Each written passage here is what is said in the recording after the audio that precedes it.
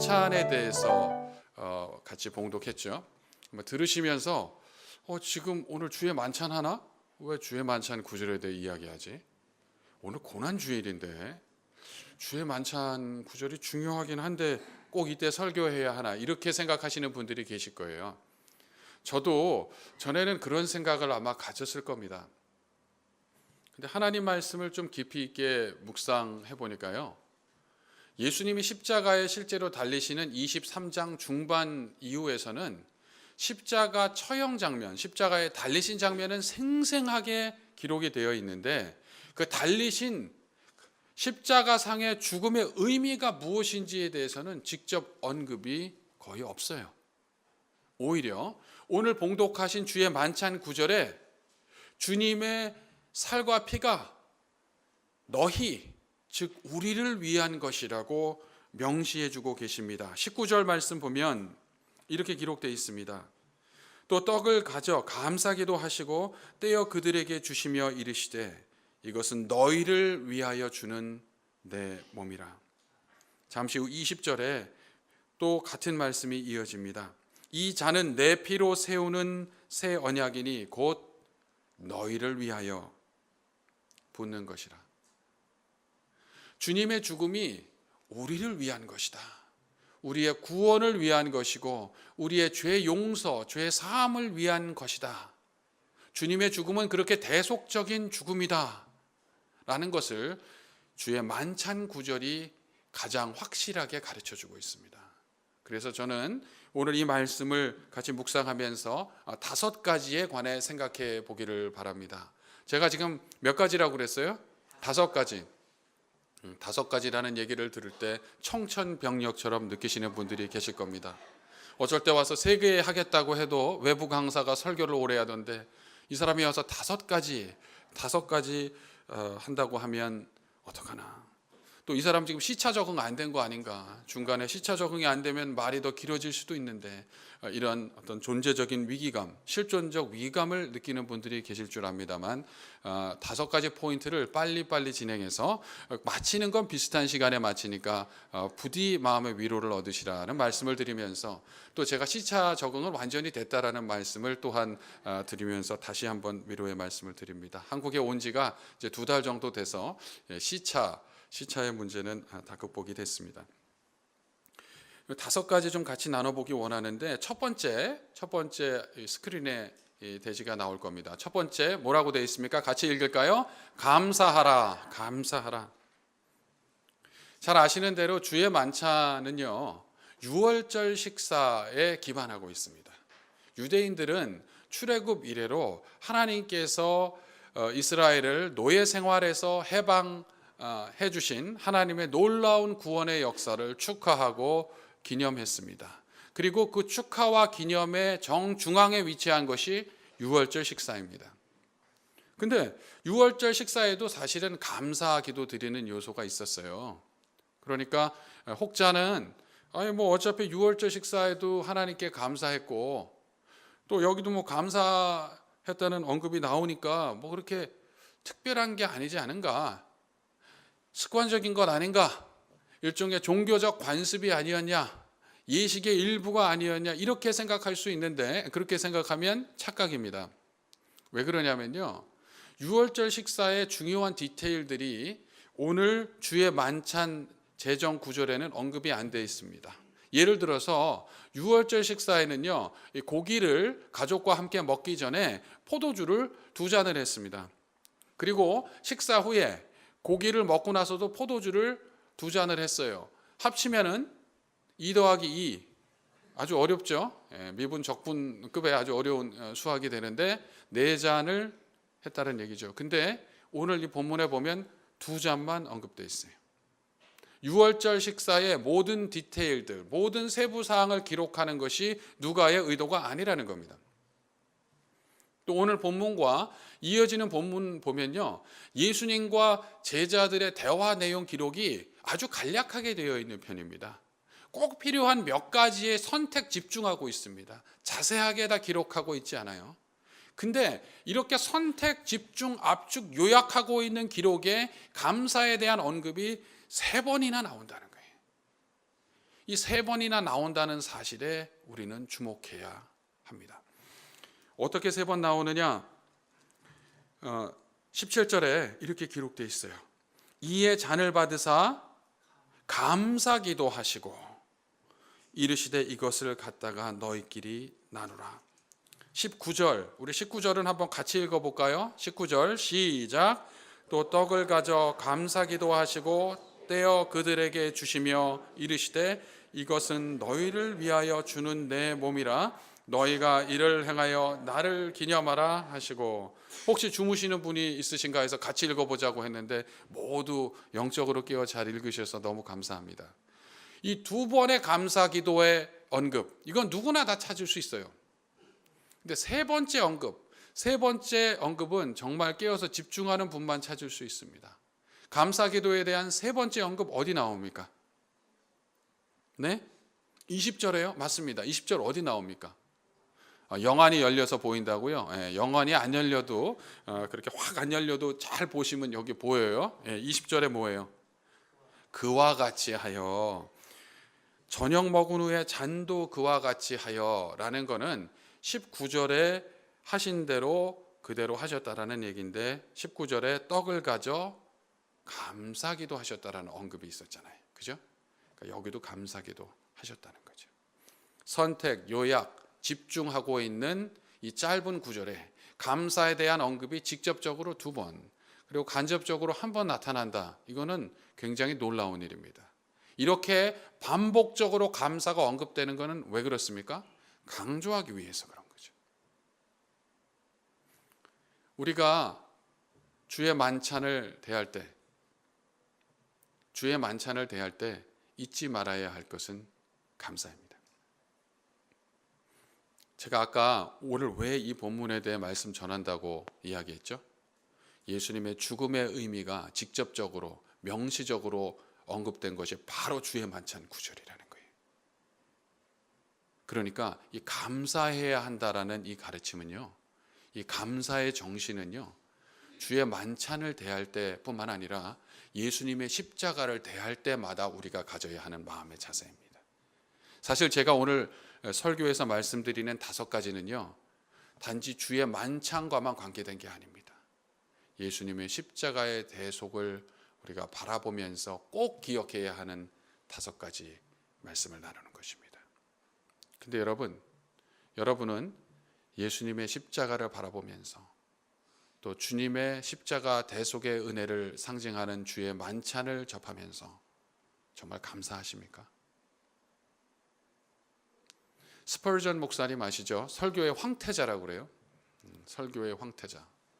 그래서 침례교단뿐만 아니라 근현대 영미권 그 교회 역사를 봤을 때 가장 훌륭한 설교자가 스펄전 목사님이라는데 큰 이견이 없습니다. 뭐 이제 그에 버금가는 분들이 조금 있어요. 한 5손가락 정도 있는데 이제 그 중에 한 분이 여러분이 잘 아시는 박기로 목사님. 그 정도인데 뭐 그 외에 한 5명 정도 빼면은 버금도 못 가요. 그죠? 그 정도로 훌륭한 설교자이지만 이분이 본인이 주님 앞에 감사하고 감격하는 것에 대해 다음과 같이 이야기했습니다. 예수님의 십자가를 바라보는데도 내 마음의 감동과 감격과 감사함이 없을 때 나는 아무것도 하지 않는다. 내 영혼이 회복될 때까지 주님의 십자가를 묵상한다. 여러분, 주님의 십자가에 대해서 오늘 제가 설교하고 여러분이 듣고 있는데 우리 마음에 감동이 없고 감사함이 없고 감격이 없다면 우리도 스펄전 목사님처럼 멈추어 서야 합니다.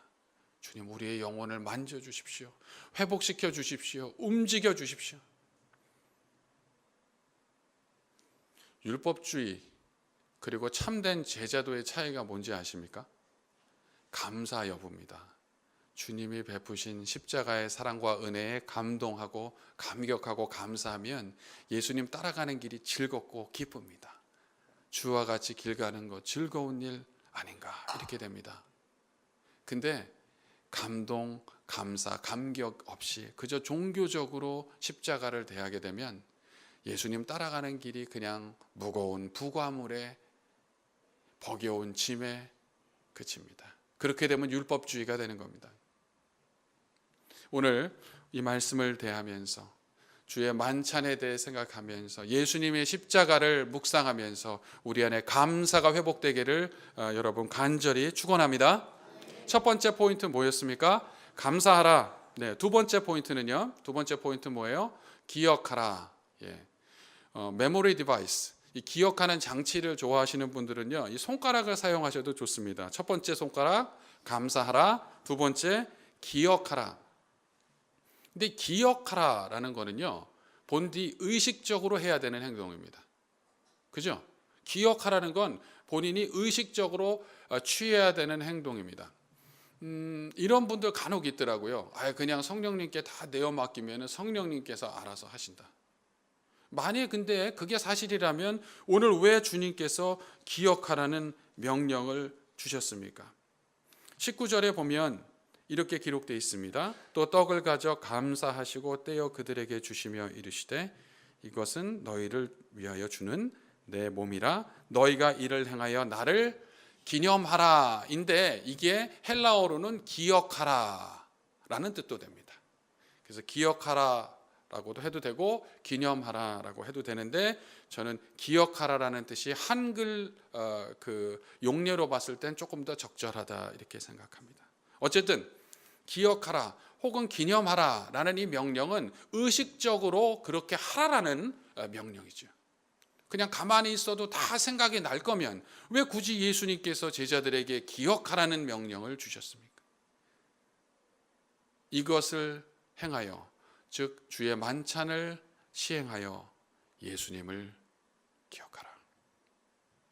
예수님을 기억하는 것, 그분의 십자가를 기억하는 것, 그것은 의식적으로 우리가 행해야 하는 것입니다. 이제 제가 왜 기억하라라는 번역이 더 좋다고 생각하는지 말씀드릴게요. 우리가 기념이라고 하면요, 평상시 까먹고 있다가 연례 행사처럼 그때쯤 됐을 때 생각해내는 거를 기념이라고 말하는 경향이 있습니다. 예를 들어서 남편분들 1년 중에 다른 날은 몰라도 결혼 기념일 까먹으면 인생이 불행해집니다. 나는 인생이 너무 쉽다. 인생에 뭐 굴곡이 없다. 고저도 없고 나는 그래서 너무 심심하고 따분하다. 내 인생에 좀 도전을 경험하고 싶다 하는 남편들은 결혼 기념일을 그냥 몇 번 까먹으시면 이제 인생이 불행해지기 시작할 겁니다. 부부싸움 때마다 그 아내분이 위기에 몰릴 때 그때 결혼기념일을 까먹었던 것을 회상하면서 전세를 역전시키는 그런 드라마들이 계속 일어나게 될 거죠. 근데 결혼기념일 했을 때 정말 1년 내내 하나님이 나에게 주신 그 배필, 또 아내가 나를 위해서 얼마나 수고하고 정말 가정을 섬기느라고 아이들 키우느라고 얼마나 고생하는가, 이렇게 정말 묵상하면서 지내는 남편들이 솔직히 얼마나 될까요? 우리가 다른 기념일에 대해서 이야기할 때 우리가 일반적인 용례에 따르면 매일매일 그것을 기억하고 그에 대해 묵상하기보다는 연례 행사로 그때 됐을 때 그거는 그날만은 놓치지 말아야 한다라는 그런 오리엔테이션을 갖고 있을 때가 많습니다. 그래서 저는 기념보다는 한국어 말 그 뜻에 따르면 기억이 날 것 같습니다. 의식적으로 기억하라. 예수님 자신을, 이제 곧 십자가에 달리실 그 예수님 자신을, 예수님의 십자가를 기억하라고 말씀하세요.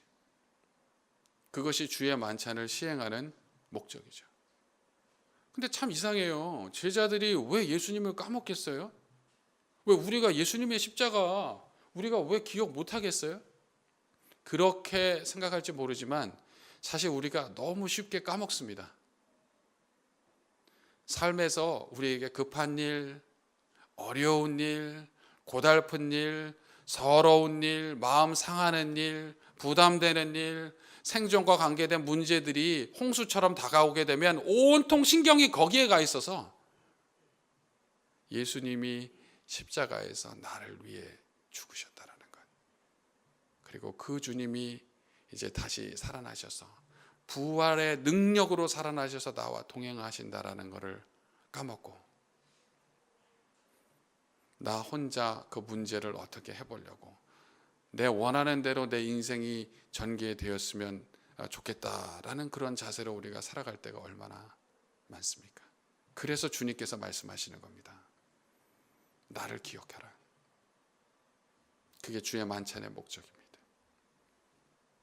우리가 주님의 십자가에 의식적으로 주목해야 하는 이유는요, 우리가 쉽사리 까먹는 영적 기억 상실증을 다 앓고 있기 때문입니다. 정도의 차이지 유무의 문제는 아닙니다. 여러분은 어떠십니까? 예수님의 십자가를 기억하며 하루하루 한 주 한 주 살고 계십니까? 저는 이번 주간이 너무 귀한 주간이라고 생각해요. 이 고난 주간, 교회에서 5일간 특별 새벽기도 하는 이 시간, 적어도 이 시간만큼은 의식적으로 주님의 십자가 대속의 은혜를 기억하고 우리의 존재를 개인적으로나 공동체적으로나 가족, 교회, 사회 차원에서 주님께 온전히 내어 맡기고 헌신하는 그런 귀한 주간이 되어지시기를 바랍니다. 여러분, 주님의 십자가에서 여러분과 저를 위해서 대신 죽으신 그 은혜의 주님을 의식적으로 기억하는 여러분의 인생이 되어지시기 바랍니다. 또 그렇게 기억하시는 이번 귀한 한 주가 되어지시기를 바랍니다. 예. 첫 번째 포인트, 첫 번째 손가락 뭐였습니까? 감사하라. 두 번째는 기억하라. 세 번째는 모르시죠? 제가 아직 안 알려드렸으니까 이제 나옵니다. 뭐예요? 바라보라. 한번 하겠습니다. 바라보라. 바라보라. 오늘 본문에 보면 예수님께서 미래의 특정 시점을 바라보고 계심을 우리가 거듭 발견하게 됩니다. 16절에 내가 너희에게 이르노니 이 유월절이 하나님 나라에서 이루기까지 다시 먹지 아니하리라. 18절에 갑니다. 내가 너희에게 이르노니 내가 이제부터 하나님 나라가 임할 때까지 포도나무에서 난 것을 다시 마시지 아니하리라. 예수님께서는 지금 주의 만찬을 제정하시면서 다시는 이 유월절 식사 하시지 않겠다는 거예요. 언제까지? 하나님 나라가 완성되는 그 시점까지. 그러니까 예수님께서 주의 만찬을 제정하시고 십자가를 향하여 나아가시면서 예수님은 그저 단지 며칠 앞의 일만 생각하신 것이 아니라 하나님 나라의 역사, 하나님 나라의 일이 완성되는 그 미래의 시점, 예수님께서 다시 오셔서 모든 것을 회복하시고 새롭게 하시는 그 시점, 성도들을 부활로 일으키실 그 시점을 내다보셨다는 거예요. 이게 중요합니다. 왜냐하면 사는 가운데 내적인 압력, 또 환경의 압력 때문에 우리가 진짜 며칠 뒤의 일도 생각 안 하고 그냥 오늘에만 매달려서 살 때가 많거든요. 또 며칠, 몇 달, 기껏 생각해야 몇 년을 생각하지만 우리가 인생을 마치고 주님 앞에 설 날, 구원의 역사를 완성하실 그 궁극적인 날에 우리가 어떤 모습으로 하나님 앞에 그리고 성도들 앞에 서 있을 건가, 그거에 대해서는 솔직히 저도 생각 안 하고 지날 때가 많거든요. 그런데 예수님은 그 미래의 특정 시점, 모든 인류에게 가장 중요할 그 날을 미리 내다보셨다는 거예요. 여러분은 어떻게 사십니까? 하루살이는 하루만 생각하고 살죠. 그리고 식물과 또 곤충들 중에서도 1년 이상을 살지 못하는, 한 해 이상을 살지 못하는 그런 존재들이 많습니다. 그러나 하나님이 인간을 그렇게 지으시지 않으셨습니다. 그리고 특별히 성도들은 다릅니다. 여러분은 영원을 생각하고 영원한 하나님 나라의 관점에서 오늘을 바라보고 사셔야 하는 존재인 줄 믿습니다.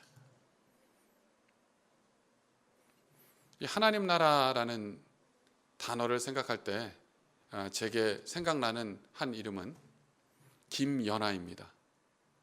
김연아, 여러분이 아는 김연아 맞습니다. 피겨스케이팅 선수. 2010년 밴쿠버 올림픽,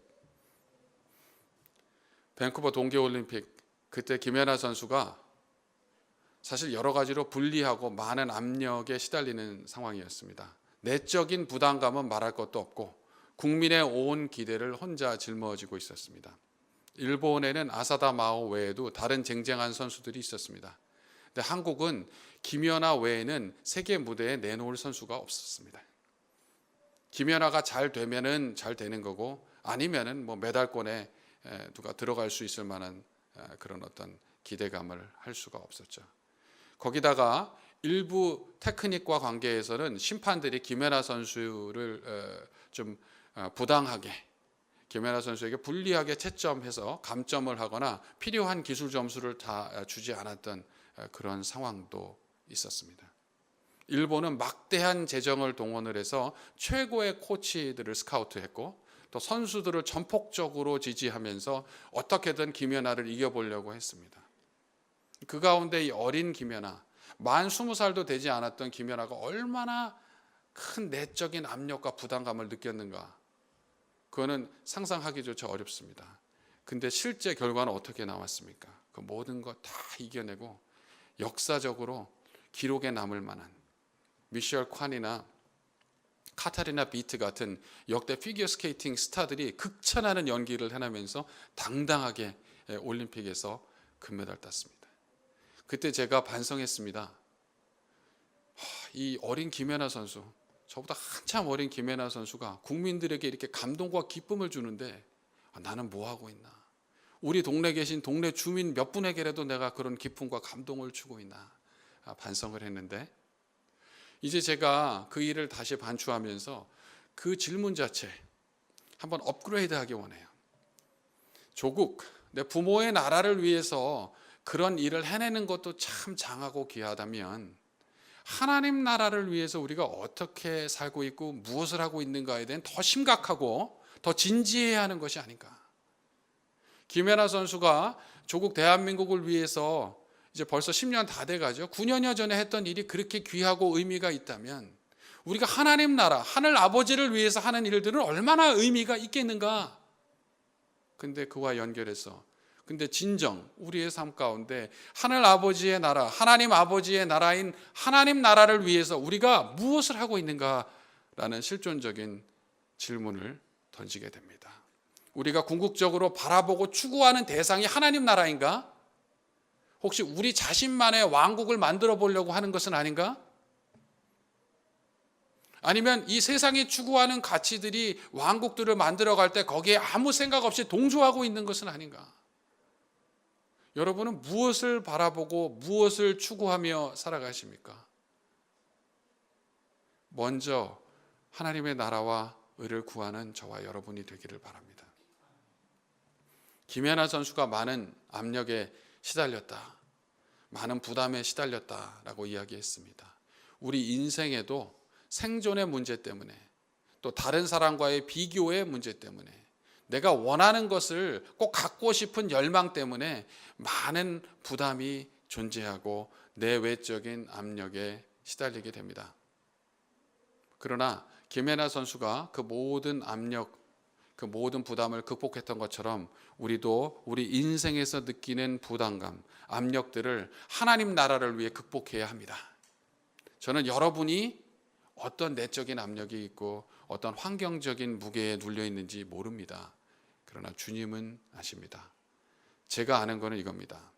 우리가 만약에 내 환경의 무게가 너무 무거워서, 내 내적인 부담이 너무 커서 라고 이야기하며 계속 오랜 시간 동안 하나님 나라를 구하지 못하고 하나님 나라를 바라보지 못하고 하나님의 일을 추구하지 않고 그저 그때그때 시급한 것들만 하면서 살다가 주님께 간다면 그 삶이 정말 진정한 뜻에서 하나님의 나라의 백성으로 예수 그리스도의 제자로 그에 합당하게 산 삶이라고 말할 수 있겠습니까? 여러분, 하나님 나라를 또 하나님 나라가 완성될 그날을 바라보는 성도님들 되시기 바랍니다. 또 저부터 진정 그렇게 되어지기를 원합니다. 지금까지 제가 3가지 말씀드렸어요. 첫 번째, 감사하라. 두 번째는 기억하라. 세 번째는 바라보라. 네 번째는 본받으라입니다. 본받으라.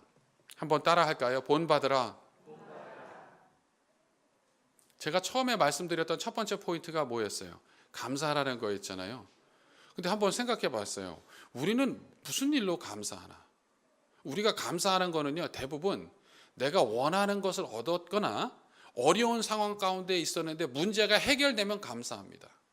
예를 들어서 지독히 속을 썩이는 자녀가 있었는데 이제 오랫동안 기도하고 주님께 구했더니 삶이 달라지고 공부도 열심히 해서 서울의 유수한 대학에 들어가게 됐어요. 그러면 너무 감사하죠. 남편을 위해서 우리 여자 집사님이 오랫동안 기도하셨는데 드디어 예수님을 믿게 되고 정말 삶이 달라지고 가정을 사랑하는 모습을 갖게 됩니다. 정말 감사하죠. 연예인들이 감사하는 거, 하나님께 영광 돌리고 감사하는 거는 연예 대상, 수상식에서 상 받을 때 하나님께 감사하지. 축구 선수, 크리스찬 축구 선수들은 골 넣었을 때 기도하면서 하나님께 감사합니다. 근데 그 모든 것이 다 소중해요. 다 귀합니다. 하지만 오늘 예수님의 감사는 그것과 차원이 다릅니다. 그것보다 고차원입니다. 오늘 예수님은 감사하실 때 하나님께서 자신의 죽음을 통해서 이루실 일에 대해 감사합니다. 근데 그 일을 이루기 위해서 예수님 자신은 죽어져야 합니다.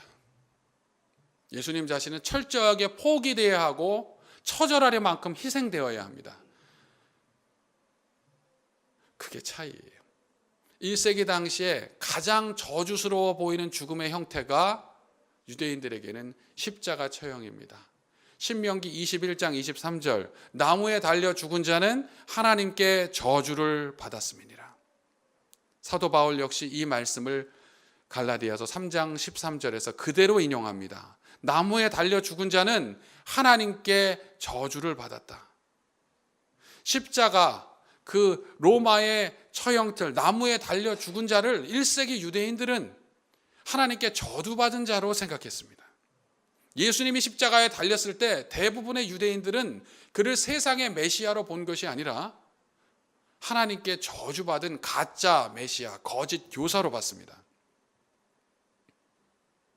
이제 로마의 관점, 로마인의 관점에서는 십자가에 못 박혀 죽는 것은 로마 황제에게 감히 대들다가 극적인 최후, 참혹한 최후, 수치스러운 최후, 벌거벗겨져서 형틀에 매달리게 된 공개 처형 대상 이방인을 보여줍니다.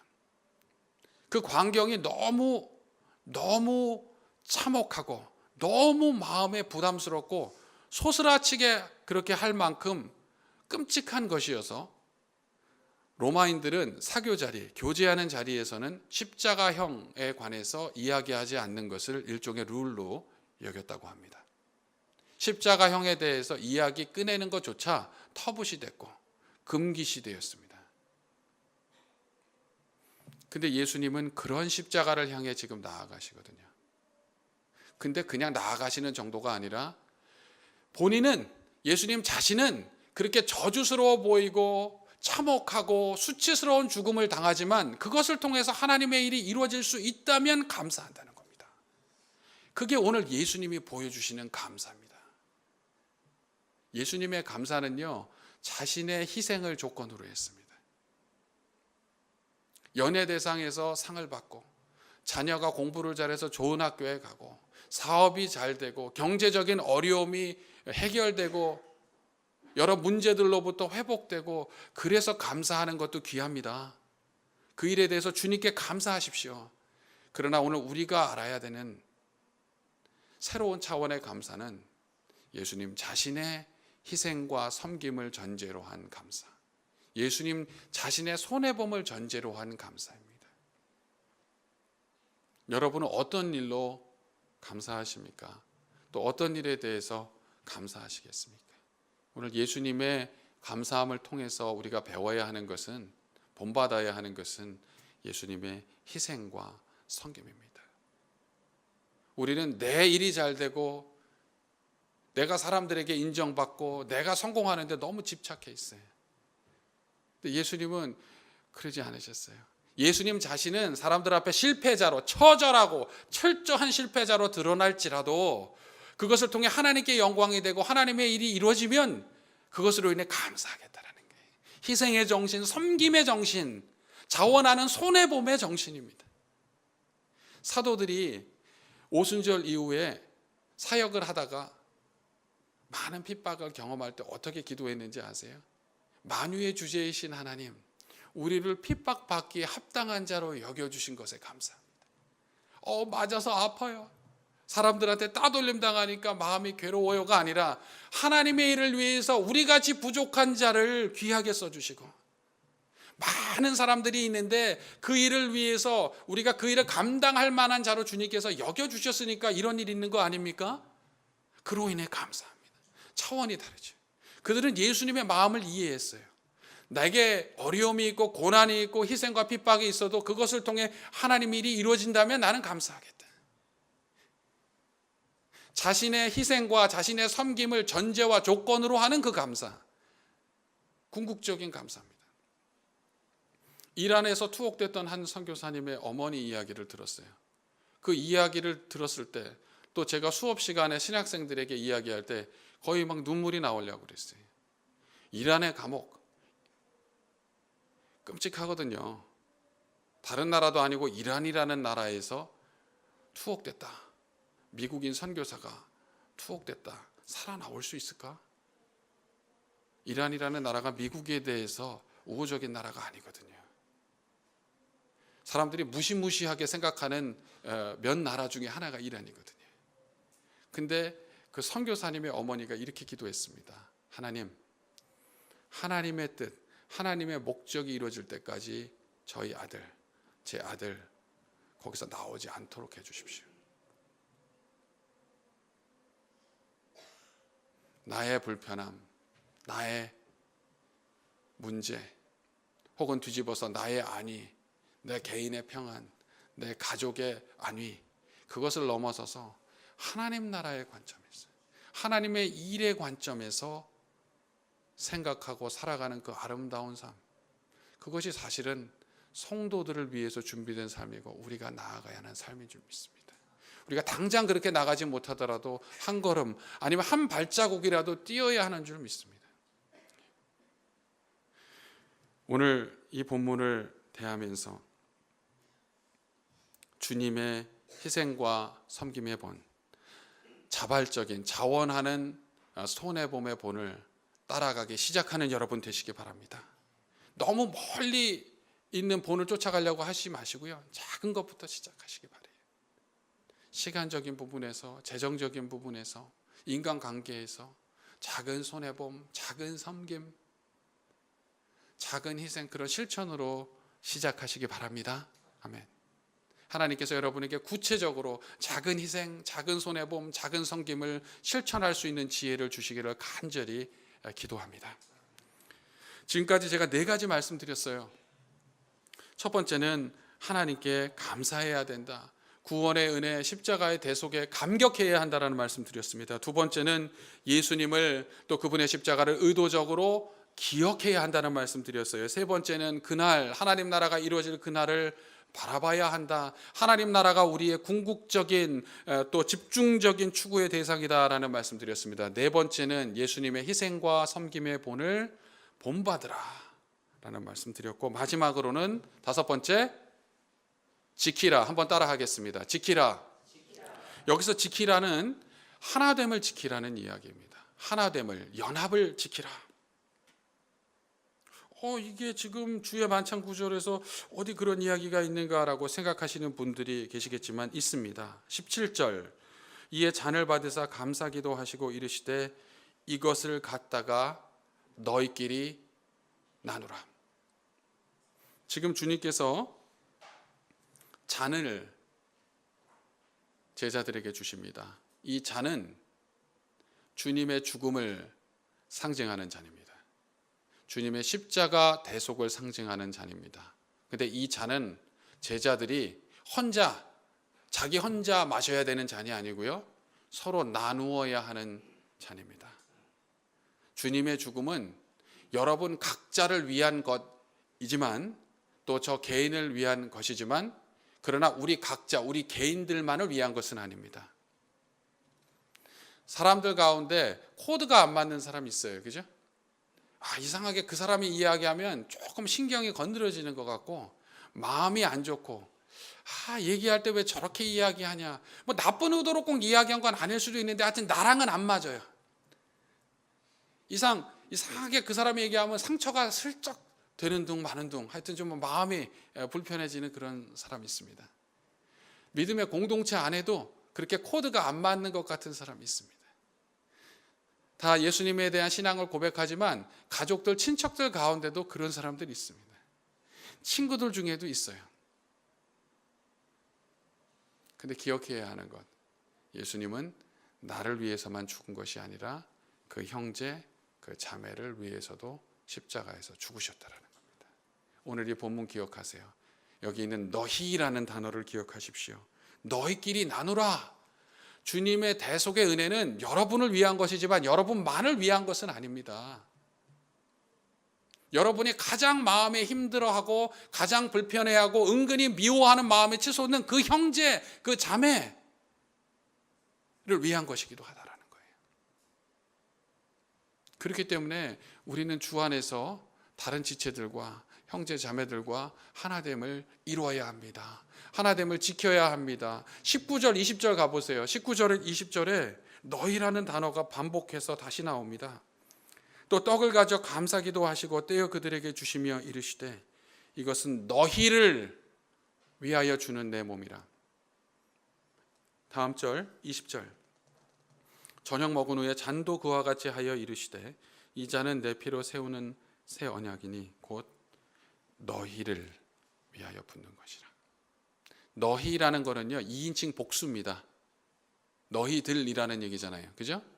1인칭이면 너나 니라는 단어가 쓸 거예요. 근데 여기 너희라고 하셨어요. 주님의 십자가 죽음의 의미를 가장 명확하게, 가장 직접적으로 묘사하고 설명하는 이 구절에서 예수님의 죽음은 여러분 개인을 위한 것이 아니라 너희를 위한 거라고 말씀하셨어요. 여러분 마음을 힘들게 하고 여러분이랑 코드가 안 맞고 때론 여러분에게 상처를 주고 또 여러분 때문에 상처 입기도 하는 그 영혼, 교우인지 가족, 친척인지 친구인지 모르지만 주님의 죽음은 바로 그 영혼, 그 지체, 그 형제 자매를 위한 것이기도 하다는 것 여러분 기억하시기 바랍니다. 물론 내 자신이 예수님의 십자가로 인해 감격하고 감사하는 거로 시작해야 합니다. 그게 없으면 하나됨을 이루는 것 불가능합니다. 그러나 여러분 안에 감사와 감격이 있을 때에 거기서 한 걸음 더 나가서 예수님의 죽으심이 나만을 위한 것은 아님을 기억하고 진정 하나됨, 연합을 이루시는 그 하나됨을 지키시는 귀한 성도님들 되어지시기 바랍니다. 이제 말씀을 마무리하면서 우리가 기도할 때에 특별히 기도는 담임 목사님께서 밖으로 담임 목사님께서 나오셔서 인도해 주실 텐데요. 오늘 우리가 같이 나눴던 이 5가지 포인트 우리 다시 한번 복습해 볼까요? 첫 번째 뭐였죠? 감사하라. 주님의 은혜, 십자가 대속에 감사해야 된다. 그걸로 시작해야만 율법주의로 빠지지 않고 진정한 영성, 진정한 제자도로 나아갑니다. 두 번째, 기억하라. 무엇을 기억해야 돼요? 예수님. 예수님의 십자가를 의식적으로 순간순간 매일 기억해야만 한다. 영적 기억 상실증을 의도적으로 극복해야 한다. 세 번째는 바라보라. 하나님의 구원의 역사가 완성될, 하나님 나라가 완성될 그 날을 바라보고 그 관점에서 지금을 살아야 하고 우리가 추구해야 되는 궁극적인 대상은 하나님 나라이지 그 어떤 다른 시스템이 아니다라는 것을 기억해야 한다는 겁니다. 네 번째는 본받으라. 감사하시면서 그 가운데 자신의 희생을, 자신의 포기를 전제하셨던 예수님을 따라서 그 본을 따라서 나아가야 한다는 겁니다. 마지막으로 하나됨을 지키라. 이 5가지 여러분 마음에 깊이 새기시고 또 함께 기도하시며 이번 한 주간 실천하시는 또 여러분의 남은 생애 가운데 실천하시는 귀한 여러분 되시기 바랍니다. 이 시간 함께 기도하겠습니다.